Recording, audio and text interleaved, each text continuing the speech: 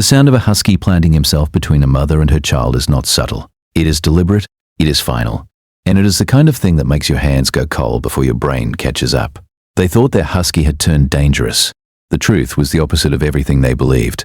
Ghost was a 5-year-old Siberian husky who had never in his life shown anything resembling aggression toward a family member. Ice blue eyes, silver grey coat, the kind of dog people photographed on the street.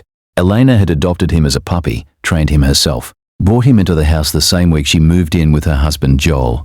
He had been present for every significant moment in the last 3 years, including the arrival of their daughter Mira. He and Mira had developed a relationship Elena described to her sister as mutual respect, which in toddler and dog terms meant Ghost tolerated Mira sitting on his tail and Mira understood that his food bowl was not a toy, which is why what happened on the Wednesday afternoon in September made no sense. Mira was on the living room floor. She had been playing with a set of foam blocks for 20 minutes, the focused, quiet play of a child who was genuinely occupied.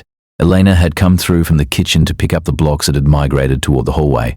Ghost was across the room, on his side, eyes half closed. Normal. When Elena moved toward Mira to retrieve a block near the girl's knee, Ghost was off the floor in one motion and standing between them. Not barking, not growling, standing.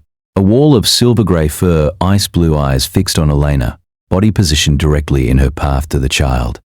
Elena stopped. She tried to move around him. He shifted. She tried again. He stepped again. She said his name 4 times at escalating volume. He held the position each time. Elena had never been afraid of this dog. She became afraid of this dog. She took a step back and Ghost's posture changed. He turned and angled his nose toward Mira without moving away from Elena. He wasn't looking at Elena like she was a threat. He was looking at Elena like she needed to look at Mira. If you stay for stories about what animals sense before we do, you're in the right place. Subscribe so you don't miss the next one.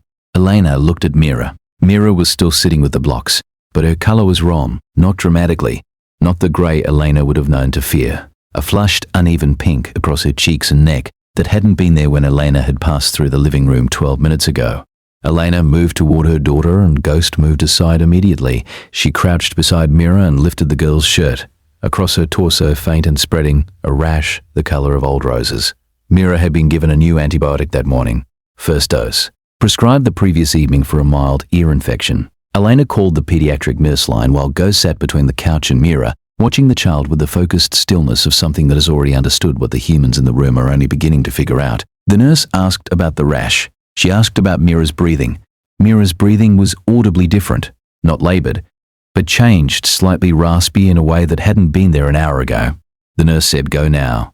At the clinic, the attending nurse practitioner, Carla Mendez, 13 years in pediatric care, identified the beginning of a systemic allergic reaction to the antibiotic compound. Mira's throat showed early swelling. It was caught early, Mendez said. Another 45 minutes and this would have moved into anaphylaxis. "We got you in time," Elena said in the parking lot afterward and could not start the car for a long time. She described Ghost's behavior to Joel on the phone. He was quiet through the entire telling. Then he said, "He saw the rash before you did. He was trying to get you to stop and look.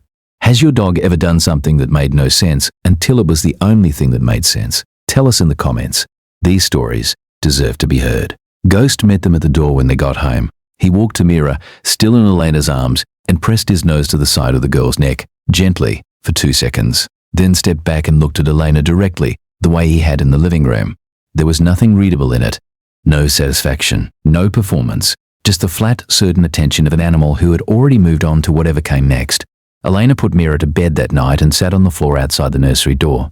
Ghost came and sat beside her in the hallway. They stayed like that until the house was quiet. Every guardian deserves to be recognized, even the ones who never asked for anything in return. If stories like this matter to you, subscribe so you never miss the next one.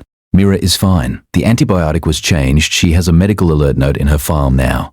Ghost sleeps at the end of her bed every night, not because Elena asked him to, because he chose to. The next story we're sharing is about what a dog did in the dark. In a house where all the alarms had working batteries, and still the only warning that mattered came from the animal in the hallway. Mira carries her allergy note in every bag they take. Every new medication gets a skin test first.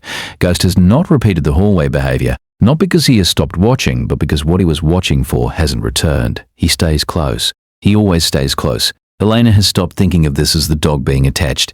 She thinks of it now as the dog being attentive. Those are 2 different things. One is about him. The other is about her daughter.